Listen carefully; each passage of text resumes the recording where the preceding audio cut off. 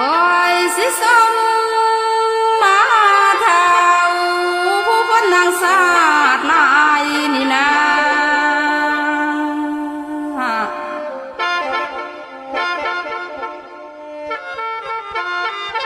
คอยสิสมมาหุ่นมานายผู้นางเมืองเป็นเจ้า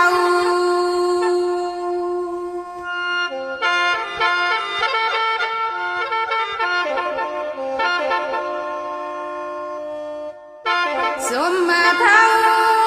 แก่พร้อมผู้คนนั่งพังลำก่อนเด้อ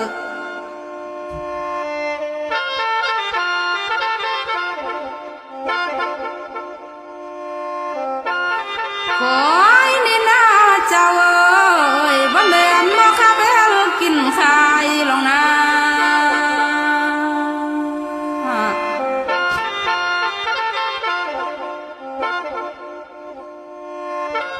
น้องก็พาย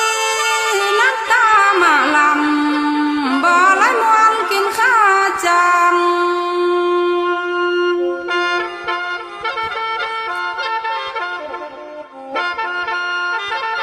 มันเป็นเสียงแม่หังขัวป้อยบางมานั่นแล้วย้อนว่าขัวไปติดสาวจังเลยเป็นหาง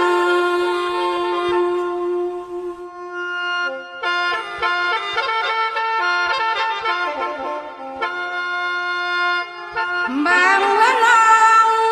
ฮักเลี้ยงลูกเพียงคนเดียว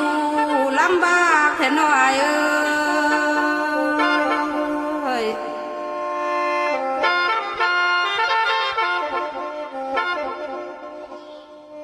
คันว่าน้อ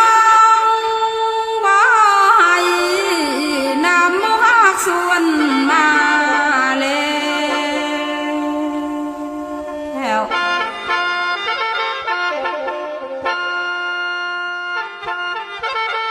คันบาลาบ่จาน้ำตาคว้าเบา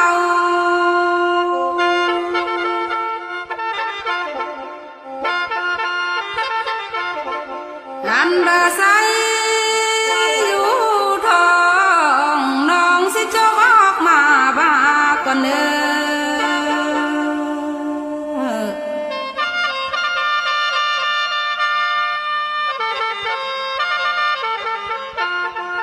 น้องสิจบวันหาภายในหัวเจอออกมาจ้าเบา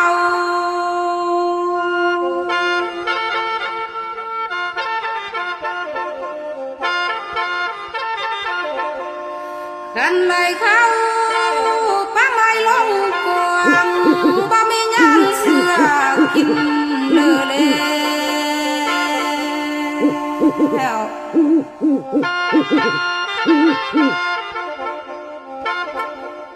อันมาฮอดดีน้องเสียวเรื่องความหลังมาเบา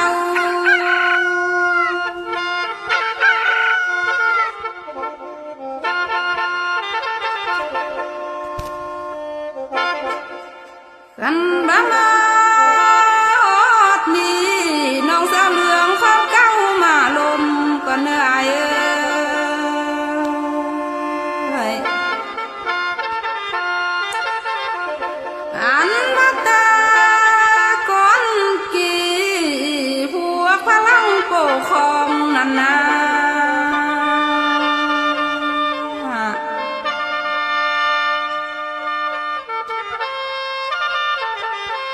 สาดแล้ว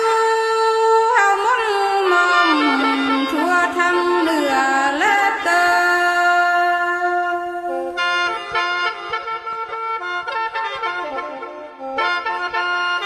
ประชาชนลาวถูกทุบตีแขนขาถ้าลุนหลายอย่างน้อ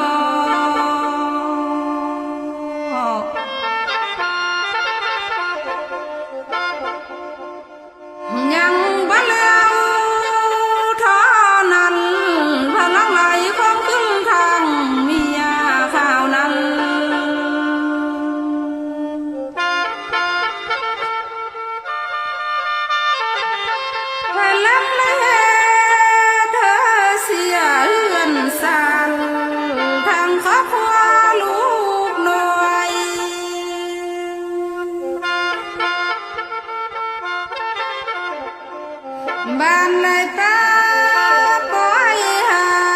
งเราและแต่เสียข้าวนั้น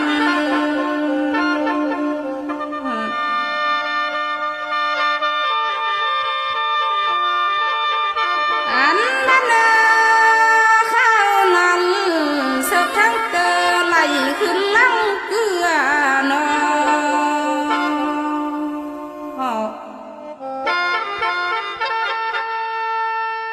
ไหลมาเสือทางเลือดไหลลงลังน้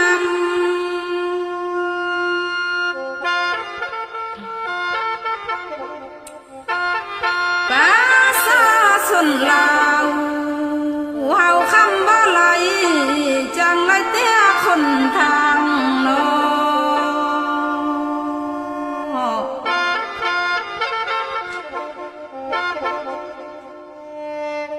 ผู้เพิ่นไปทางเตอ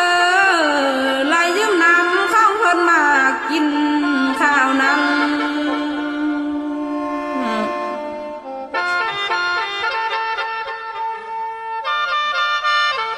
ผู้เพิ่นมาทางเรือไหลยืมดินยืมนาเพิ่นอยู่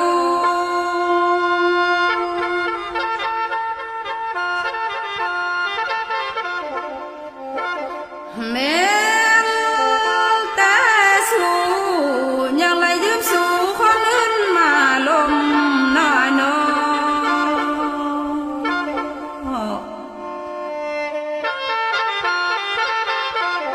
มาหอดวิจักสีผาผักลัดและนำฟ้าสู่รวมลาวปลดปล่อย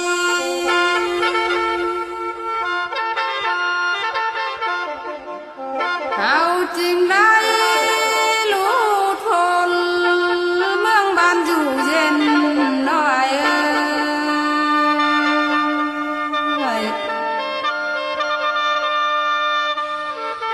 เขา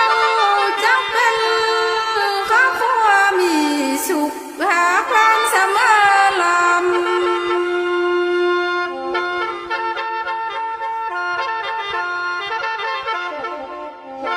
อันบะไม้และห่างเด้อข้าวก้อนนั้นก็ยังไม่มีคุณนอ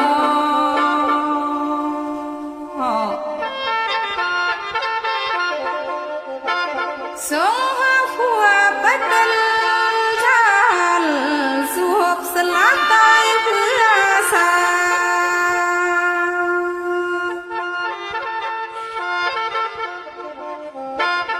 ผู้ที่เป็นแม่ห่างเนื้อข้าวก้อนนั้นย้อนผัวไปสู่ทางไกลแล้ว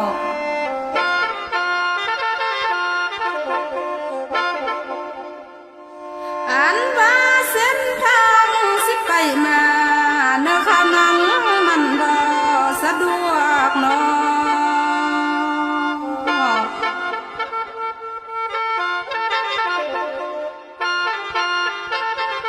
จังว่าเป็นแม่ห่างห่างลูกผัวเมียข้าวนั้น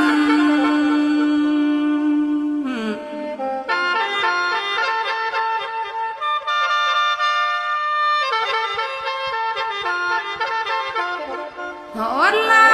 ยเฟียงลมน้องเอ้ยอันบ่าไม้และห่างเนื้อข้าวก้อนนั้นย้อนสักสงครามเนาะแต่ว่าคงกันคำนอเมืองลาวเนื้อข้าวนี้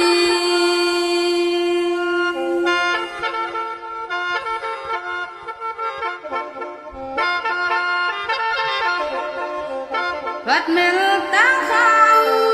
ก้อนกี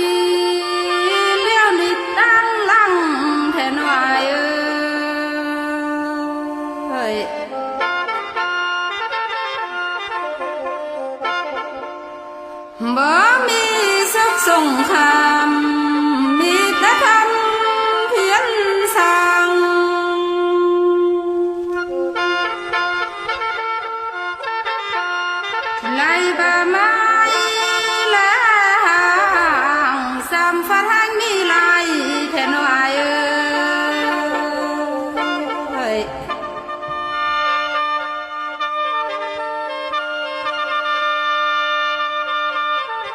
ส่งให้ผัวไปค้าขายเมาน้ำตาเงินทอง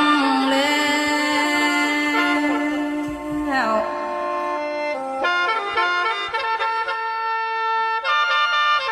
ผัวพาไปเอาเมียสองเมียสามไปลาเอานั้น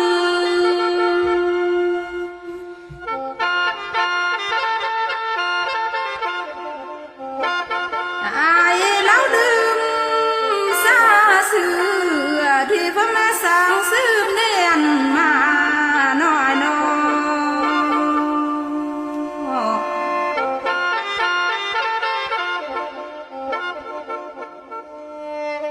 หลังคน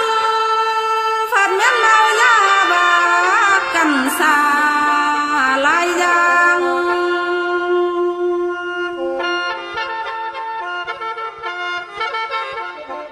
ป้าเมียเป็นนางบางลูกเป็นฟอยใหญ่เอ้ย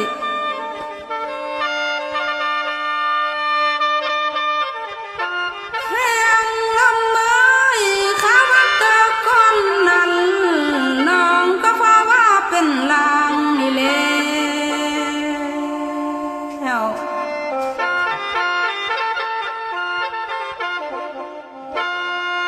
น้องยินข้าวหวานเหลือก็พอว่าเป็นของซ้ำ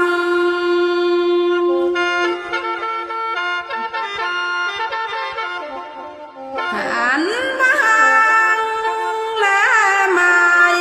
มีข้าวเต็มเมืองละบ่ายเอ้ย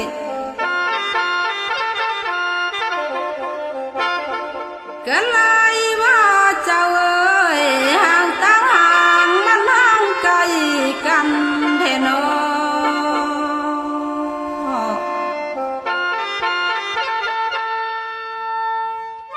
อันมาตอนหมู่มันมาด่ากันคนมองในบ้านเขาลาแค่แลแม่นไฟผัวเฮียมนี่แล้วโอ้ยคำเอ้ยอายังเมียนึงนั้นหลายพัดว่าบอกพอน้อยน้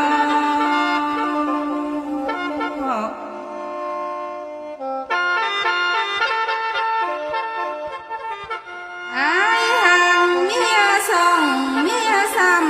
ต้นสายก็ยังบ่ว่ามา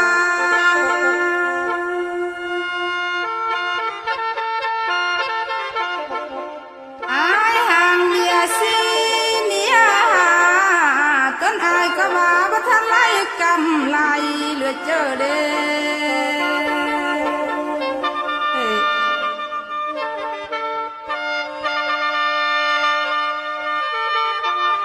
อายจังห่างไปเป็นสิบเป็นเศร้าเมื่อนาน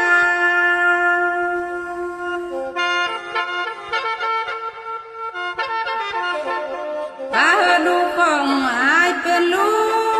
กกำพร้าของท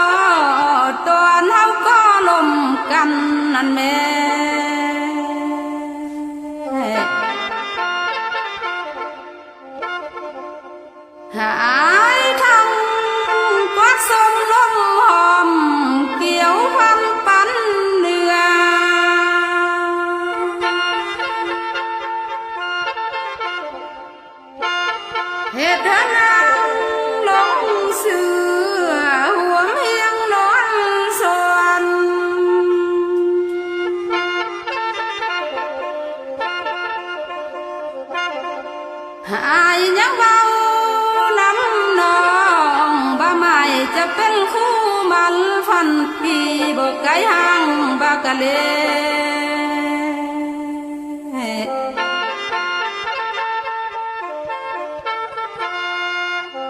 อายว่าสุดสุอาภาบางตายห่วงหน้าคนเดียวว่าสันเด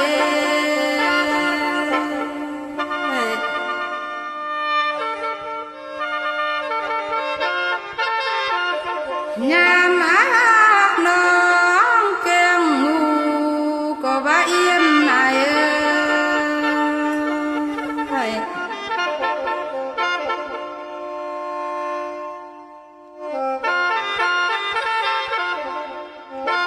คันอายสิมา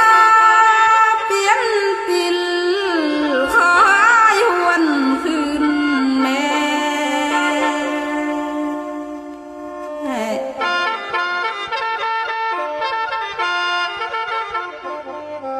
หันมาตา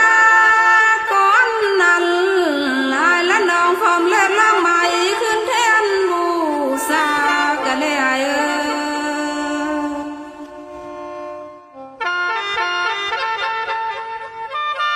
อายผู้ปา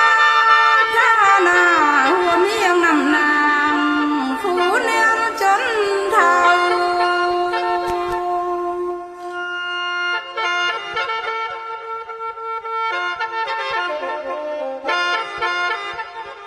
หายผัวปากเบาน้องเป็นผู้ย่อมือกะเล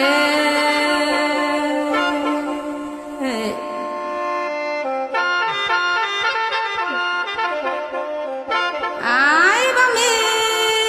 ลูกนึงนั้นอายฮักเพียงตาบาละบ่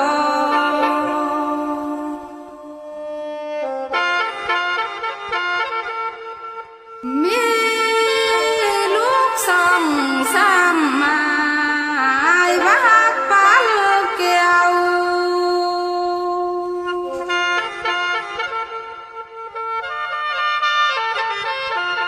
หายว่าแล้วว่าเราลืมความแท้น้อยน้อ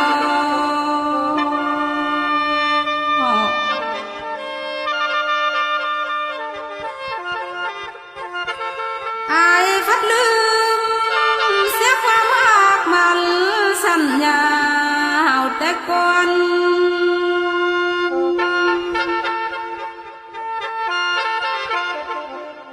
โอ้ยคันเอ้ยแต่ก่อนนั้นอายเว้าน้ำน้องอายก็ว่าว่าละบ่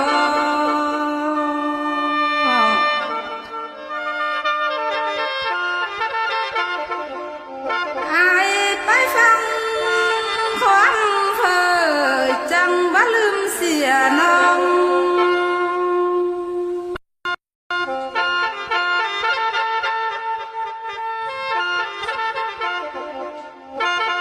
อายจังลืมสาดตนฝากผูกเบอร์หน้าน้อยเฮ้ย